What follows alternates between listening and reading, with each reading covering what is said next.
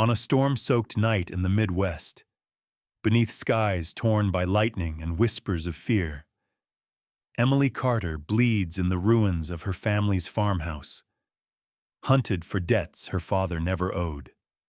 Michael Hayes is no ordinary drifter. A soldier fresh from war, carved by loss and discipline, he carries the calm of men who've seen too much. At his side, Rex, the German shepherd scarred in battle yet unbroken, guards with a loyalty sharper than any blade. When engines roar back down the dirt road and shadows press close with torches and guns, Emily places a rusted key into Michael's palm. In that moment, a secret buried beneath her home claws its way to the surface, and fate is rewritten in blood and storm. What unfolds is not just a fight for survival. It is a stand for truth, for redemption, and for a future no one thought could be theirs. Because sometimes miracles are not blinding flashes from the heavens, but the courage of a wounded girl, the devotion of a dog, and the steady hand of a man who refuses to walk away. Chapter 1. The Cry in the Night. The night settled heavy over the small Midwestern town of Ashford, a place tucked between endless cornfields and patches of woodland that seemed to whisper with the wind. Autumn had bared the trees and left the streets empty except for the occasional flicker of a neon sign buzzing above a half-abandoned diner. The air carried the sharp bite of cold, a restless kind of chill that scraped at the skin and made even the shadows feel hostile. On the outskirts of town, past the dim glow of street lamps and into the lonely dirt road that led to a cluster of aging farmhouses, the wind grew harsher, rattling loose boards and carrying with it the faint, dreadful sound of a scream. Inside one such farmhouse, the Carter home, chaos had carved its mark. Chairs were overturned, dishes smashed against the linoleum floor, and a lamp still swung on its cord as if the violence had only just ebbed away. Emily Carter knelt beside the kitchen table, her breath ragged, her auburn hair disheveled and clinging to her sweat-damp face. She was 19, slender, with the kind of youthful beauty that had once held promise but was now marked by fear and exhaustion. Her green eyes, once bright with the simple dreams of a girl who wanted to study nursing, flickered with pain as she pressed one trembling hand against the gash in her side, where a hunting knife had been driven deep. Blood soaked the faded cotton of her t-shirt, spreading in a dark blossom. She had inherited her father's sharp cheekbones, his angular jaw softened only by youth, but tonight her face looked pale and drawn, like a candle burning too close to its wick. Emily had never been strong in the physical sense, but her will was stubborn, forged by years of growing up without a mother, helping her father tend the farm that was forever on the brink of collapse. Her father, Robert Carter, had died only hours earlier, beaten to death by men who claimed he owed them gambling debts. Robert was no gambler, but in Ashford, the truth often mattered less than what men with power chose to believe. The Carters had always been outsiders. Robert, a stoic man with weathered hands and a quiet dignity that sometimes looked like defiance to the wrong kind of people. That defiance had cost him his life, and now his daughter bled in the wreckage of their home, her breath shallow, her strength slipping away with each crimson drop on the floor. Beyond the broken window, a storm was gathering.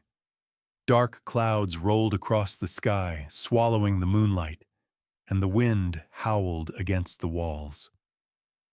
Somewhere in the distance, the faint growl of an engine faded away. The men had left, at least for the moment.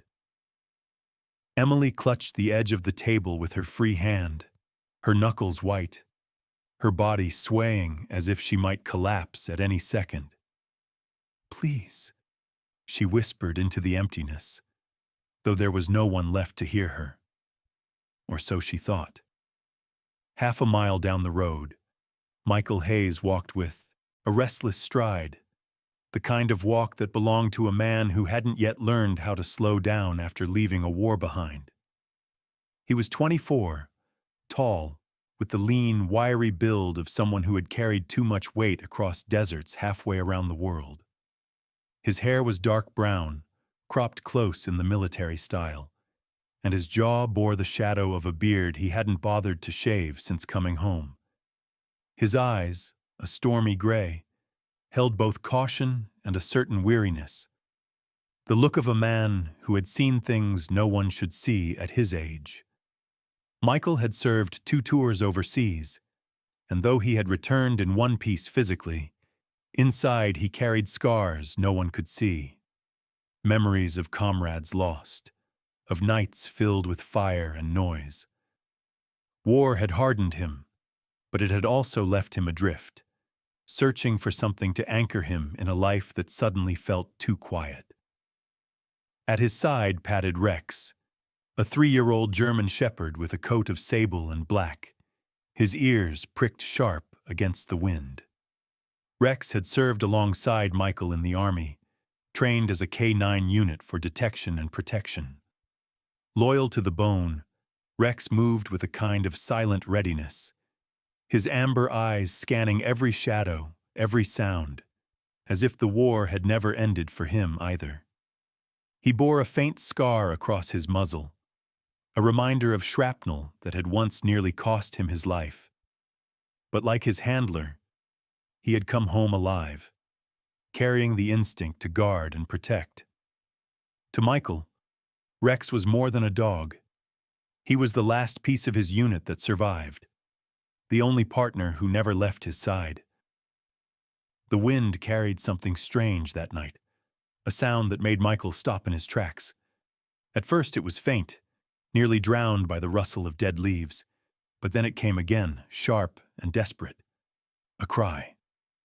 Rex froze, ears twitching, a low growl vibrating in his chest. Michael tensed, hand drifting to the pocket knife clipped at his belt. Though instinct told him this wasn't an enemy he could fight with steel, he followed the sound down the dirt road until the Carter farmhouse loomed in the distance, its windows glowing weakly from a flickering lamp inside. As he approached, the smell of blood reached him even before he saw the broken door hanging half open. Rex barked once, low and warning, before Michael pushed inside. The scene stopped him cold, violence etched into every corner of the room, and then his eyes fell on her, the girl by the table clutching her side, eyes wide with terror and disbelief at the sight of a stranger. Emily tried to speak, but her voice broke into a cough, crimson staining her lips. Michael crouched instantly, instincts kicking in, his gaze scanning her wound with the practiced eye of a man who had treated field injuries before. "Stay still," he murmured, his voice calm despite the racing of his heart. His hands hovered, steady, as he assessed the knife lodged deep. He knew from experience how deadly it could be to remove it too quickly. For Emily, the stranger seemed like a figure conjured from the storm. Tall, steady, eyes carrying the weight of battles fought far away. The German shepherd beside him stood guard, teeth bared at the empty door, as if expecting the attackers to return any second. For a moment, hope flickered where there had been none. "Who are you?" she whispered, her strength barely enough to push the words out. "Michael Hayes," he answered quietly, pulling a rag from his jacket pocket to press against the wound without disturbing the blade. "And this here's Rex. We heard you."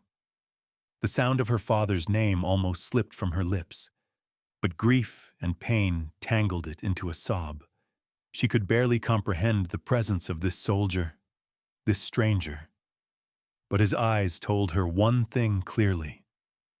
He wasn't going to leave her to die. Outside, thunder cracked across the plains, echoing like distant artillery fire. The storm was closing in, and somewhere out there, engines might roar again.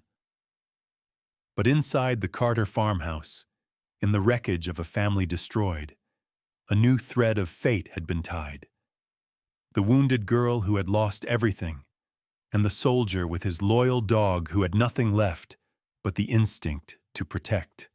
And so it was that on this night, as blood dripped to the floor and the wind howled like a warning, Michael Hayes and Rex stepped into Emily Carter's shattered world.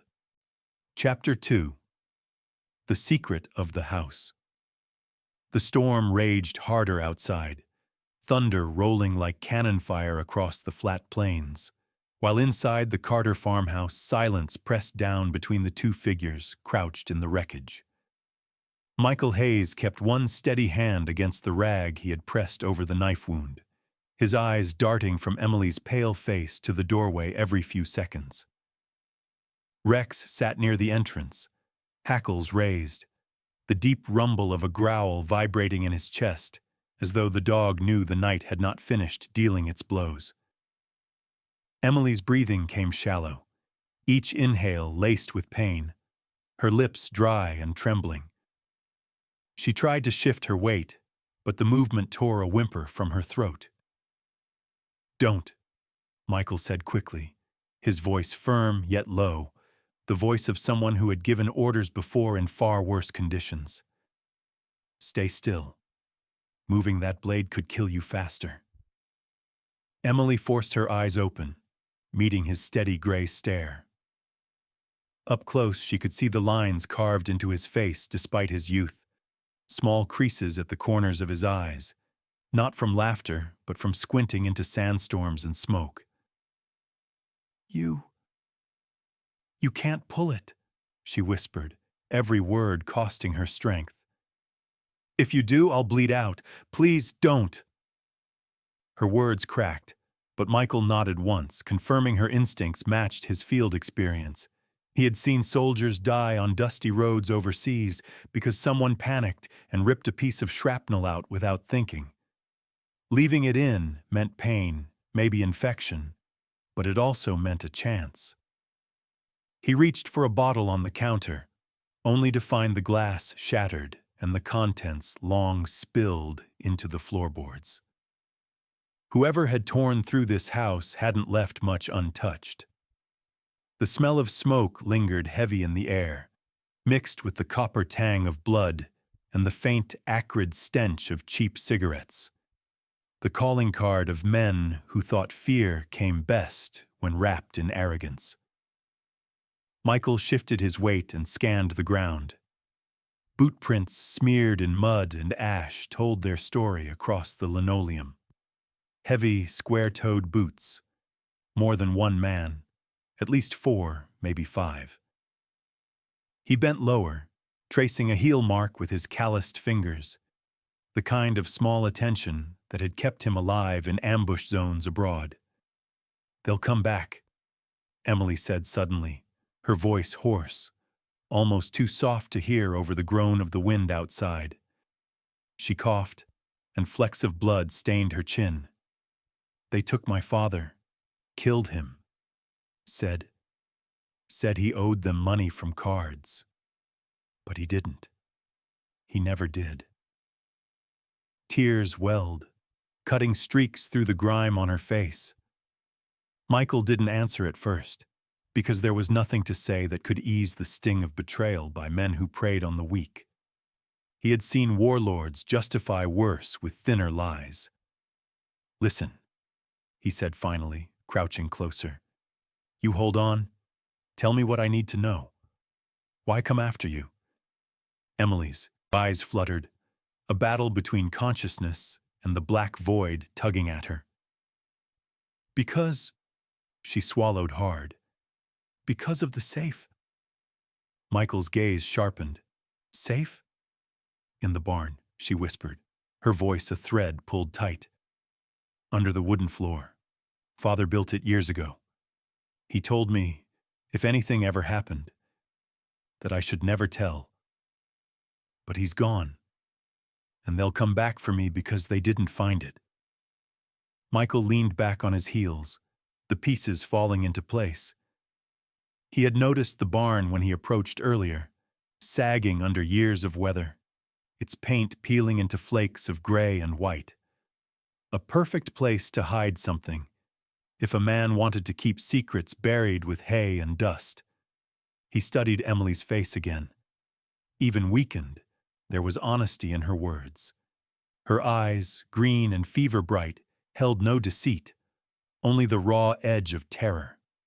Rex whined low, pacing once to the door and back, his paws leaving prints in the dust. The dog's ears were forward, tail stiff, every muscle taut. Michael laid a hand on his side, calming him, though the gesture was more for his own focus than the animal's. "How many men?" he asked. 5, 6, maybe, Emily whispered. "One with a scar, over his lip. The others, I don't remember their faces." She drew in a painful breath. "But they'll be back. They said they would." Michael nodded slowly, his mind already sketching out possibilities. He wasn't here to fight a gang war, but he knew enough about killers to know they wouldn't leave loose ends. And a wounded girl was the loosest end of all. He remembered nights in dusty villages overseas when promises like "we'll come back" were made, and how often they ended with more graves than survivors. "Emily," he said, firm enough to draw her focus back from the haze of pain. "You're not alone. But if that safe is real, it's why they killed your father. It's why they'll hunt you. We need to know what's inside." She shook her head weakly, strands of auburn hair falling across her bloodied cheek. "I don't know. He never told me. Only that it mattered. He said, people might die if it fell into the wrong hands." Michael sat back, exhaling slowly. That kind of warning sounded less like the words of a farmer and more like something a man would say if he had been hiding something bigger than money. Still, whatever truth Robert Carter had buried, it now placed his daughter in the crosshairs. The farmhouse groaned with the weight of the wind, the broken window rattling. Outside, somewhere beyond the storm's howl, Michael thought he caught the faint echo of laughter, though it might have only been the storm itself playing tricks. He tightened his grip on the rag pressed to Emily's wound, feeling the warm seep of blood beneath his palm. He had to keep her alive long enough to see daylight, or long enough to figure out what Robert Carter had left behind.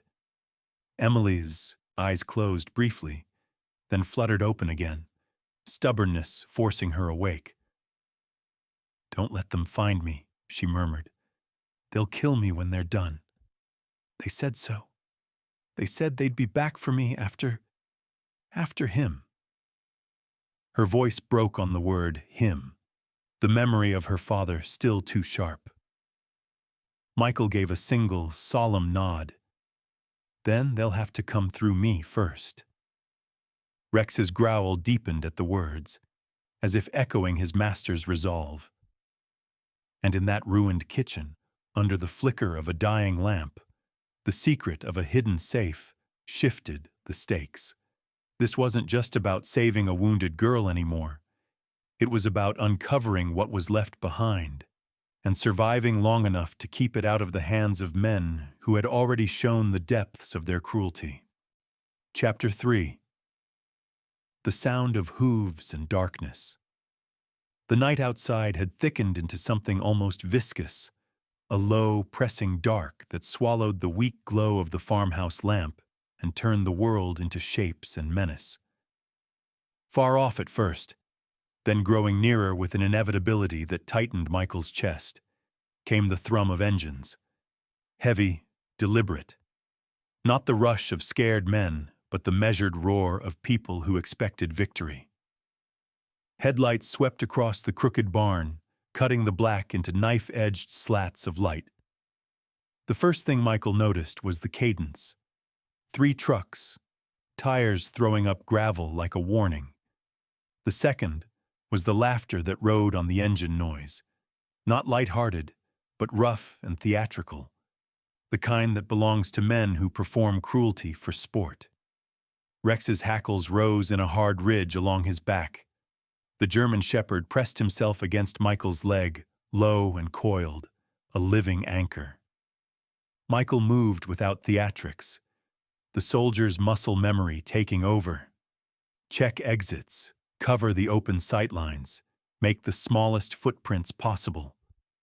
He glanced at Emily, who lay pressed against the table, eyes half-lidded but watching, cheeks pale and damp with sweat.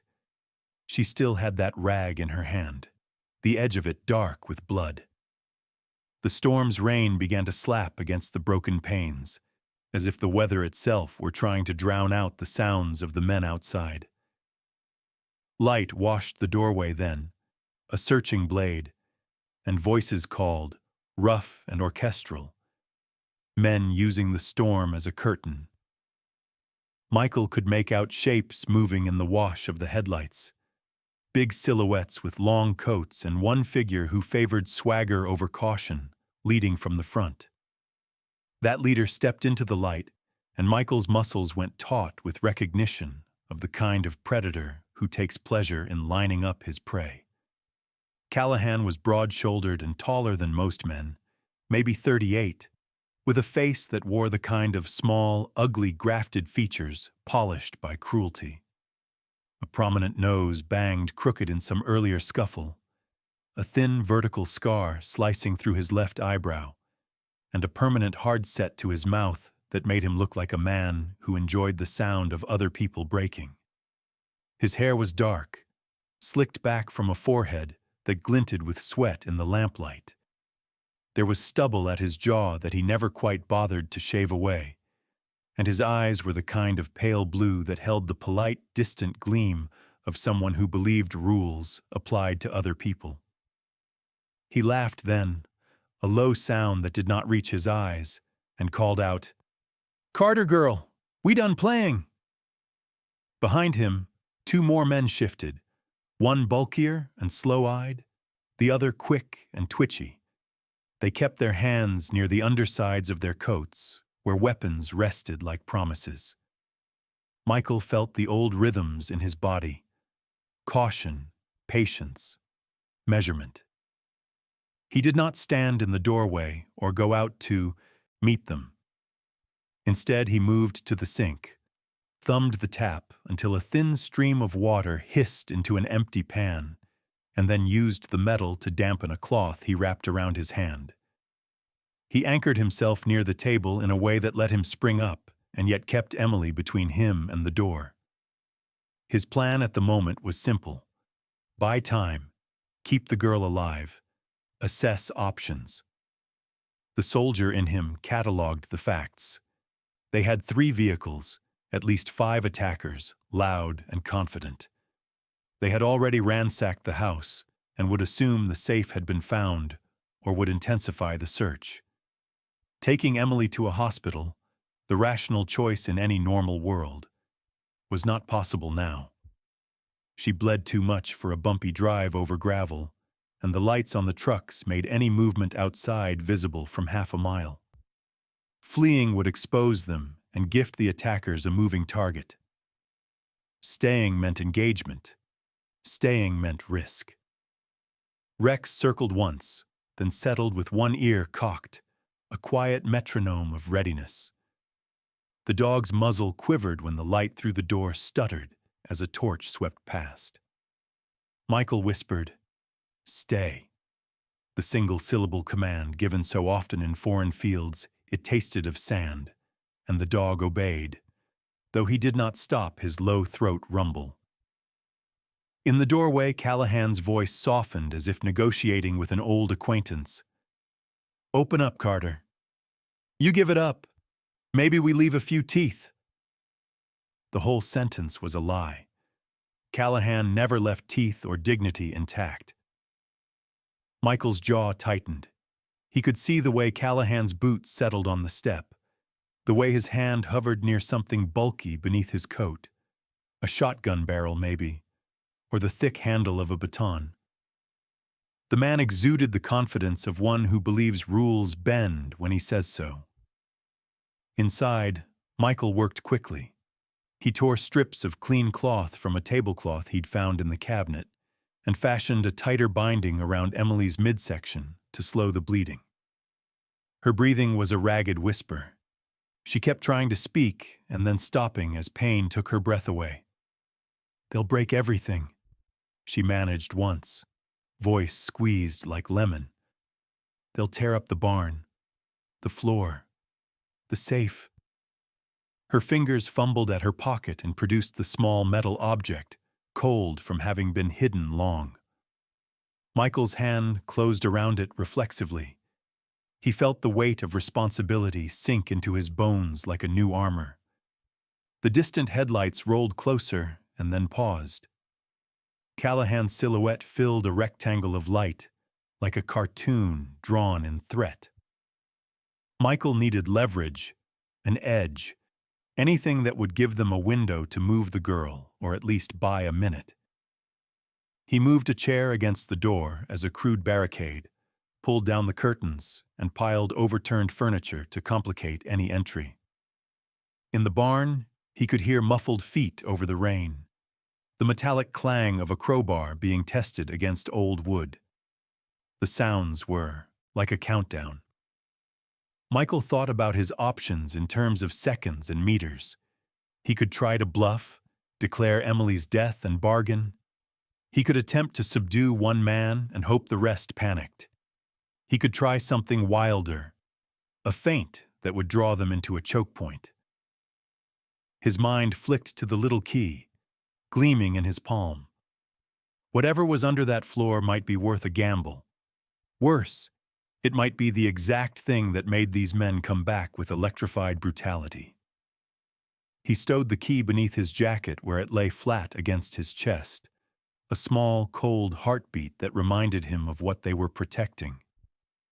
Then, through the wall of rain and the dull roar of impatient engines, he heard another sound, the unmistakable squeal of brakes and the grunt of boots striking gravel.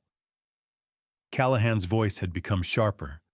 The leader barked instructions, and the other men moved like predators closing ranks. Michael glanced at Emily. Her eyelids were heavy, her face slack with pain, but when she saw the key slip against his shirt, she forced her eyes open and, with all the breath she could gather, whispered, "Safe. Please. Protected." Her hand, small and trembling, pressed into his palm, and the words fell out like a benediction. Outside the window, the trucks idled and the shadowed men prepared to push their luck against the fragile shelter. Inside, a soldier and a wounded girl and a German shepherd waited for the next move. The rain hammered now in a steady drumbeat, and the farmhouse felt like the last island of resistance in a sea of rust and bad intent. The night had narrowed to a hinge. Whatever moved next would determine who survived it. Emily's last plea hung between them like a command. "The safe," she repeated, the single word a fragile, terrible charge. Michael's fingers closed around hers, the key cold and real. "I'll protect it," he said. Rex's growl rose a fraction higher, and then the front door gave a small, decisive shudder as men tested it again. Emily pressed the small iron key into Michael's palm and whispered, "Safe. Protect it." Chapter 4. The Fight for Survival. The door shuddered as boots crashed against it, the thin barricade of furniture scraping across the floor. Rain lashed against the walls, mixing with the guttural laughter of men outside. Inside, the air was thick with the copper tang of blood and the tension of choices collapsing into inevitability. Michael Hayes braced himself, one hand on the knife hilt buried in Emily's side. Her face was pale, slick with sweat, her breath ragged. She opened her eyes, found his, and in a trembling voice said, "Do it. Now." Michael did not answer. He simply met her gaze, the storm gray of his eyes holding steady, and then with one swift motion he pulled the blade free. Emily's scream split the storm, high and raw, But Michael had no time to flinch. He swung the blade like an extension of himself, a flash of steel catching lamplight as the front door burst inward. Callahan was the first through, his broad frame filling the doorway, shotgun raised. His cruel grin faltered as Michael lunged, knife slashing across his arm before the barrel could level. Behind him stormed two men, one burly with a shaved head, his face blotched with old burns, the other thin and twitchy, with sunken eyes that darted like a rat's.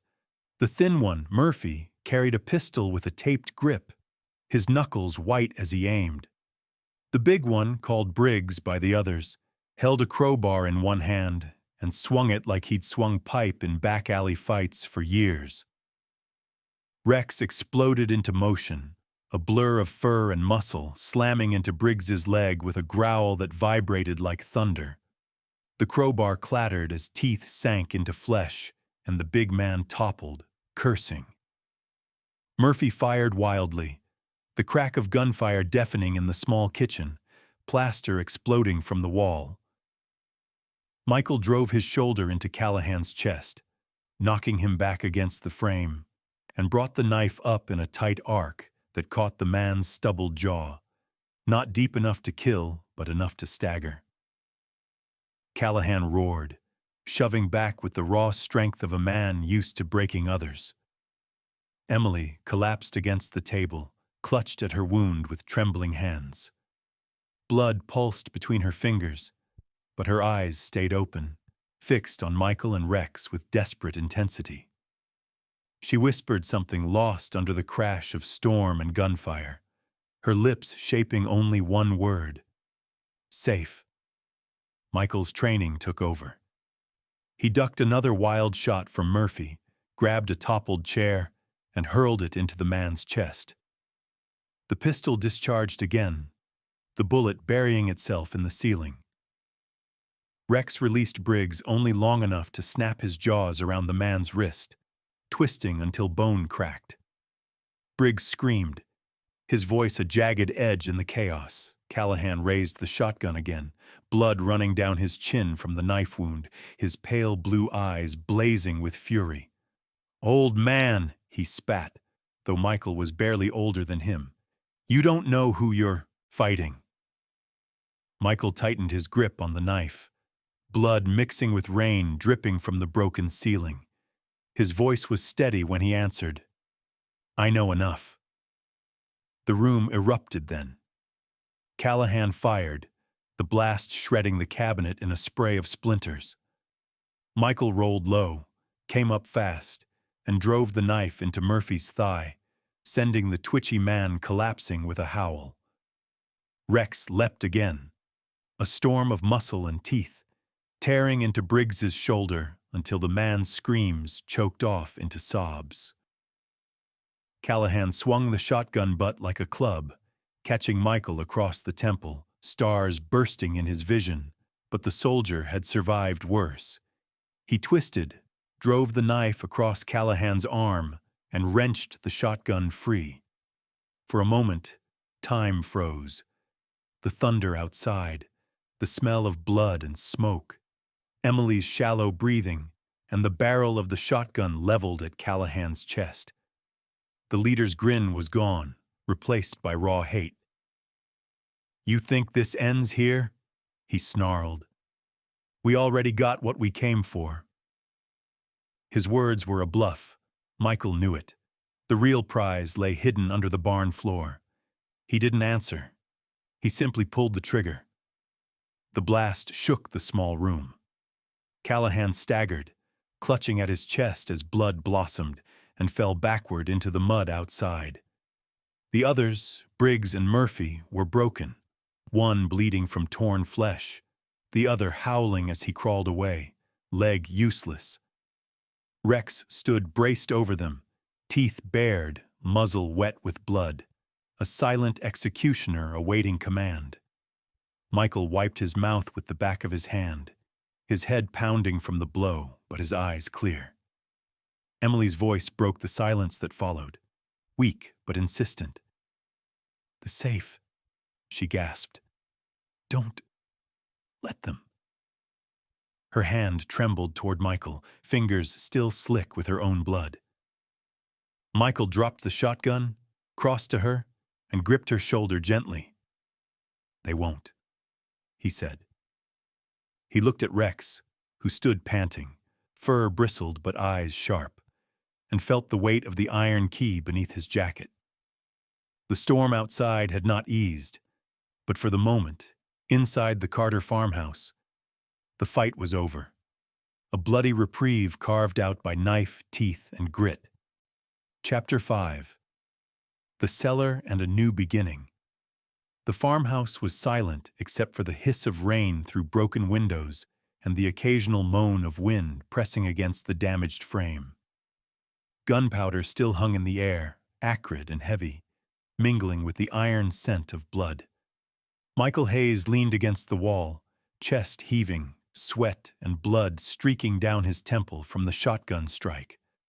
On the floor lay bodies, Briggs unmoving with Rex standing guard, Murphy groaning as he crawled away, clutching his leg, and Callahan slumped against the doorframe, a crimson stain spreading wide beneath his shirt.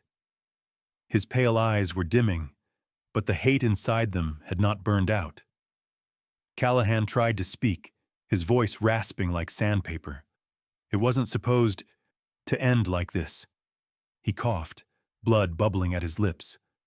"We already got what we came for. Barn's empty." His grin, faint and broken, was a bluff even in death. Michael crouched, eyes cold, knife still in hand. "You got painted rocks and fool's gold," he said quietly. "The real thing was never under the barn floor." Callahan's expression faltered, a flicker of fear breaking the mask of arrogance. "You don't know." His head lolled, his breath rattled once, and then he was gone. Michael did not watch him die. He turned instead to Emily. She was still conscious, though weak, her shirt soaked through with blood, but her jaw was clenched in determination that belied the fragility of her frame. He helped her upright, his arms steady under her shoulders. Rex circled them, panting hard, ears flicking to every sound in the storm as though danger still lurked beyond the walls. Michael moved them toward the back of the house, down a narrow hallway that ended at a loose section of floorboards near the pantry. Emily's trembling hand guided him. "The cellar," she whispered. "Father said, only if I had no choice." Michael used the crowbar dropped by Briggs to pry open the boards, revealing a wooden hatch hidden beneath. The hinges creaked with rust, but when lifted, cool air wafted up, smelling faintly of earth and cedar. He guided Emily down the narrow steps, Rex following close, his claws clicking softly against the old wood. The cellar was small but solid, walls lined with stone and shelves stacked with preserved jars untouched by the chaos upstairs. Against the far wall sat a heavy iron safe, its surface dulled with age, corners scuffed from decades of use. Michael lowered Emily gently onto a crate. Her face was pale, hair damp with sweat clinging to her cheeks, but her green eyes stayed fixed on the safe. From beneath his jacket, Michael pulled the small iron key she had entrusted to him. For a moment, he simply looked at it, feeling the weight of Robert Carter's intentions pressing through time. Then he inserted it into the lock. The mechanism clicked, stubborn at first, then gave way with a groan of gears. The door swung open, and inside lay the truth Robert had died to protect. Bundles of cash wrapped in wax paper, gold coins gleaming dully under the lantern light, and nestled among them a stack of documents bound with twine. Michael pulled them free, scanning the first few pages. They weren't deeds or gambling notes. They were letters, statements, legal papers, evidence. He read names he recognized even in a town as small as Ashford. local officials, businessmen, men who had accused Robert of debts. The papers documented land fraud and laundering schemes, proof that Robert Carter had uncovered their corruption and hidden the evidence. It had not been cards that cost him his life, but truth. Emily's voice broke softly in the quiet. He wasn't a liar. He wasn't what they said. Tears welled, streaking clean paths down her dirt-stained face. They killed him because he knew. Michael crouched beside her, resting a blood-stained hand lightly on her shoulder. And because he wouldn't play by their rules, he was brave enough to say no. He bound her wound tighter with fresh strips torn from an old dress folded in the cellar, his hands precise despite the fatigue in his limbs. She hissed in pain, but did not look away from the open safe. "Will it be enough?" she asked. Michael closed the door of the safe gently, locking it once more. Enough to prove he was innocent. Enough to make them pay, if the law still means anything here. When dawn came, the storm had broken. The fields outside glistened with rain, and the air carried the raw freshness of earth scrubbed clean. Michael and Emily, with Rex walking faithfully at their side, dug a grave on the hill overlooking the farm. Robert Carter was laid to rest beneath a simple wooden cross, the rising sun painting the sky in bands of crimson and gold. Emily, still weak, leaned heavily on Michael's arm as she placed a single wildflower on the fresh mound. "He deserved more," she whispered, voice cracking. Michael tightened his grip gently. He deserved truth, and he has it now. In the days that followed, Michael patched what wounds he could, both hers and his own, while the cellar remained their refuge. Rex kept constant watch at the farmhouse door, barking when scavengers or strangers approached, his loyalty as unyielding as the scar across his muzzle. Emily regained her strength slowly, her spirit mending alongside her body. Together, she and Michael carried the safe's contents to trusted hands in a neighboring county, where the papers would reveal the corruption that had stained Ashford. Years later, long after the farmhouse had been rebuilt and the scars of that night had faded into memory, Emily and Michael stood together on the porch of their new home in California, sunlight glinting off the mountains beyond. A simple band of gold circled Emily's finger, her surname now Hayes. At their feet lay Rex, older but still watchful, his fur silvered around the muzzle, yet his eyes as sharp as ever. To visitors, he was just a loyal dog dozing in the sun. To Emily and Michael, he was the living witness of the night that had rewritten both their fates. And when Emily told the story to their children, she always ended it the same way. Sometimes, the very thing meant to destroy you becomes the reason you live. The scar on her side remained, a pale line of memory, but beside her, Michael's steady presence and Rex's unwavering loyalty reminded her every day of the miracle that had risen from blood and storm. In the end, what saved Emily was not gold or revenge, but the quiet miracle God places in all our lives. The courage to endure, the loyalty of those who stand beside us, and the faith that even in the darkest storm, His light never fades. We, too, face battles each day, some seen, many hidden, but we are never truly alone. If this story touched your heart, share it so others may find strength. Leave a comment with your thoughts, and subscribe to join us in more journeys of faith, hope, and love. And may the Lord bless you and your family with protection, peace, and the quiet miracles you most need.